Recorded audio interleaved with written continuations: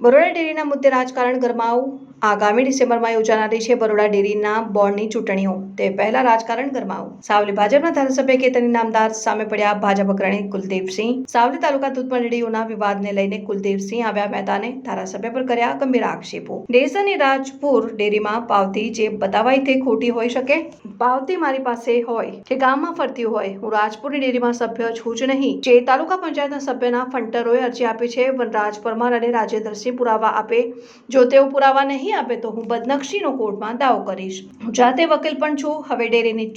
ચૂંટણી આવવાની છે એટલે મારી વિરુદ્ધ કાવતરું છે 2025ના ડિસેમ્બરમાં ડેરીની ચૂંટણી આવવાની છે હું 25 વર્ષથી ડેરીમાં ડિરેક્ટર છું મારા સભ્યોને જે હેરાન કરશે તેને છોડીશ નહીં રાજપુરાની ડેરીના પ્રમુખને હેરાન કરાઈ રહ્યા છે કુલદીપસિંહ રાઉલજીના સાવલીના ધારાસભ્ય કેતન ઇનામદાર પર આરોપ તેમને મળતિયાઓ સાથે મળી ખોટા આરોપ લગાવવામાં આવી રહ્યા છે અને 2020 સુધી કેતન ઇનામદારની ડેરીમાં ભ્રષ્ટાચાર ન દેખાયો 2022માં કેતન ઇનામદાર સામે ઉમેદવારી નોંધાવી હતી ત્યારથી ડેરી સામે કેતન ઇનામદાર પડ્યા છે અને અત્યાર સુધી કેતન ઇનામદાર ભ્રષ્ટાચાર પુરવાર નથી કરી શક્યા હું અને કેતન ઇનામદાર અગાઉ મિત્ર હતા સાથે હતા કેતન ઇનામદાર વગદારને આગળ આવવા દેતા નહોતા એટલે આખરે અમારે છૂટું થવું પડ્યું હાલ હું ભાજપમાં છું કેતન ઇનામદારને ભાજપ ન નડતું હોય તો મને કેમ ન નડે ભાજપના મોવડી મંડળને પણ આ વિગ્રહ ખબર છે કેતન ઇનામદાર ચૂંટણીમાં મારા વિશે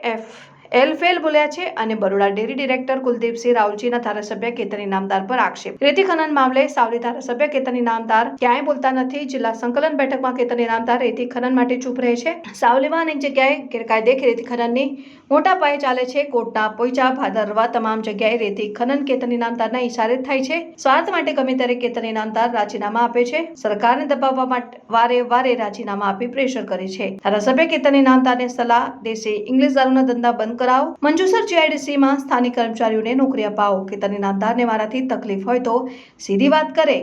વાયા લડવાની જરૂર નથી કુલદીપસિંહ એ બાબતે હું વેજપુરનો વતની છું વેજપુરમાં દૂધ મંડળીનો પ્રમુખ છું બરોડા ડેરીમાં છેલ્લા 15 વર્ષ નેતૃત્વ કરતો આવ્યો છું રાજપુર ડેરીમાં જે પાવતી બતાવી અને મારા સામે જે ફરિયાદ કરવામાં આવી છે એની માટે એવું કહું કે પાવતી ખોટી પણ હોઈ શકે હું જો દૂધ ભરતો હોય તો મારી પાસે પાવતી હોય કે ગામમાં રખડતી હોય અને એમને પાવતીની ઉપર જો ફરિયાદ કરી છે તો એમની પાસે મંડળી પર જઈને તપાસ કરાવી લે બેંકમાં તપાસ કરાવી લે કે મારા નામનું કોઈ જગ્યાએ દૂધ ભરાતું હોય તો એની એન્ટ્રી હશે બેંકમાં રાજપૂત દૂધ મંડળીના ખાતામાં મારા પૈસા જતા હશે કોઈ જગ્યાએ મારું પેમેન્ટ રજિસ્ટર ઉપર મારી સહી હોય તો મને પુરાવા રજૂ કરે તો એમને બતાવું કે ભાઈ શું છે સાચું છે કે ખોટું છે એમને ખબર પડશે પુરાવા લઈને આવો ના નથી રાજપુર ડેરીમાં સભ્ય પણ નથી ત્યાં મારું એક પણ ટીપું દૂધ ભરાતું નથી અને જે ભાઈ તાલુકા પંચાયત સભ્ય છે જે એમના ફંટરિયા છે જે મારા વિરુદ્ધ અરજી આપી છે એમને ખુલ્લી ચેલેન્જ આપું છું તમે સાબિત કરીને બતાવો કે રાજપુર ડેરીમાં મારા નામનું પેમેન્ટ રજિસ્ટરમાં નામ હોય મારી સહી હોય બેંકમાં રાજપુર ડેરીમાં મારા નામે પૈસા ઉતર્યા હોય એવું બતાવો છો ટૂંક સમયમાં નહીં બતાવે તો હું એ ભાઈની સામે ફોજદારી ફરિયાદ કરવાનો છું અને વડોદરા કોર્ટમાં હું પણ એડવોકેટ છું તો બદનક્ષીનો દાવો ટૂંક સમયમાં એમની સામે કરવાનો છું જે ભાઈએ મારી સામે અરજી આપી છે એમના સામે અત્યારે બરોડા ડેરી ચૂંટણી આ ભાઈ છે ને અંતરિયાતમાં 2-4 મહિના થઈને જાગે એટલે મને 2 વર્ષે આજે પાછો મને પણ અંતરિયાતમાં જાગે જગાડવાનો જ નહીં તો બરોડા ડેરીની ચૂંટણી તમને બધાને ખબર હશે કે 25 તારીખ સુધીમાં વડોદરા જિલ્લાની ચૂંટણી 2025ની ડિસેમ્બરમાં આવી રહી છે ચૂંટણી હજુ 6 મહિના બાકી છે ઠરાવ ઉઘરાવવાનું પ્રતિનિધિનું નામ બરોડા ડેરીમાં મતદાર યાદી માટે મોકલવા માટે ઠરાવ ઉઘરાવવામાં આવી રહ્યા છે ત્યારે બરોડા ડેરીના મારા સાવલી 63 ઝોનના દૂધ મંડળીના પ્રમુખ મંત્રીએ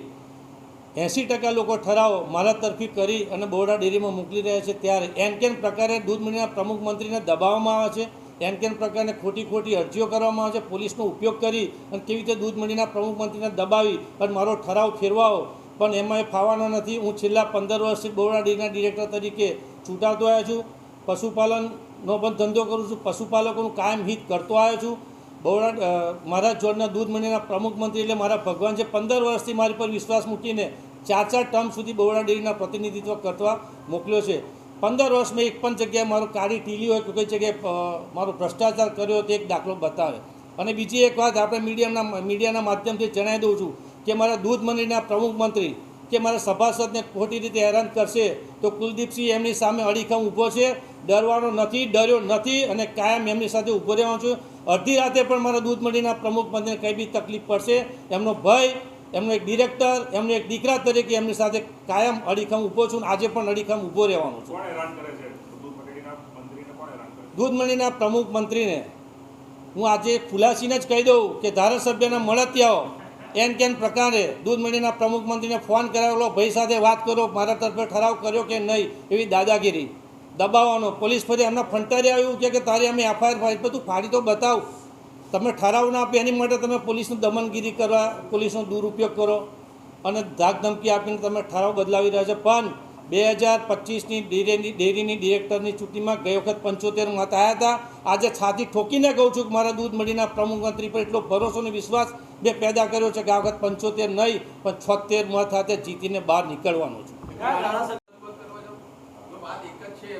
દૂધના હિતની જ વાત છે, ખેડૂતોના હિતની જ વાત છે, પશુપાલકોના હિતની જ વાત છે.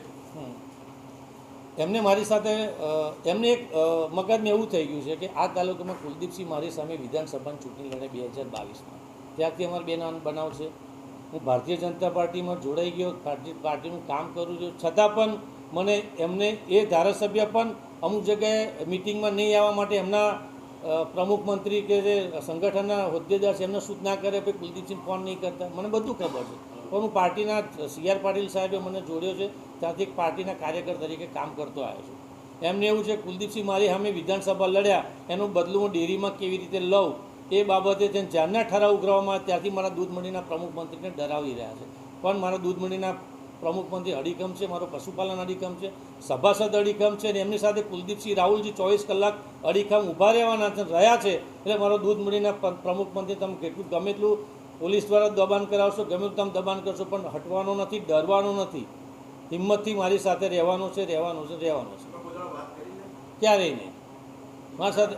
અમે ના, ક્યારેય નહીં. તમે પશુપાલકોને તમારા કોઈ મેસેજ આપશો કે કોઈનાથી ડરવાની જરૂર નથી? હા, હું તો કહું છું, મીડિયાના માધ્યમથી બી કહું છું. મને જ્યારે મળવા આવે છે બધા પ્રમુખ મંત્રી, એમને બી એવું કહું તમે ડરવાનું નહીં કોઈથી. અડધી રાતે મને ફોન કરું, તમે કહો ત્યાં આવીને ઊભો છે, પોલીસ સ્ટેશન જવાનું છે, કોર્ટમાં જવાનું, જ્યાં જવાનું છે ત્યાં કુલદીપસિંહ તમારી સાથે અડીખમ ઊભો રહેવાનો છે. પ્રમુખ મંત્રી મારા છે. 2025ની ડેરીની ચૂંટણીમાં પણ હું સારા મતોથી જીતવાનું છે. એમને પણ એવું છે કે કુલદીપસિંહ જીતવાના છે. ઠરાવ કુલદીપસિંહ તરફે થઈ રહ્યા છે. એન કેન પ્રકારે ગામડામાં જઈ